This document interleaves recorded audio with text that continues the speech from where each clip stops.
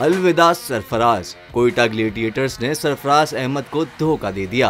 सरफराज की जगह पहले रॉयली रोसो को कप्तान मुकर्रर किया और अब ग्लेडिएटर्स की कप्तानी सऊद शकील के हवाले कर दी गई। सरफराज अहमद की जगह गुज़िश्ता साल रॉयली रोसो को कोयटा ग्लेडिएटर्स का कप्तान बनाया गया था, लेकिन अब कोयटा ग्लेडिएटर्स ने PSL 10 के लिए सऊद शकील को कप्तान मुकर्रर कर दिया। कोयटा ग्लेडिएटर्स ने अपने ऑफिशियल एक्स अकाउंट से सऊद शकील को कप्तान मुकर्रर करने का ऐलान किया और कहा कि सऊद शकील कोयटा ग्लेडिएटर्स को नई बुलंदियों पर ले जाने के लिए तैयार हैं। जराये के मुताबिक शेन वॉटसन की जगह सरफराज अहमद ग्लेडिएटर्स के हेड कोच होंगे, जबकि मोइन खान को डायरेक्टर क्रिकेट की जिम्मेदारी मिलने का इम्कान है।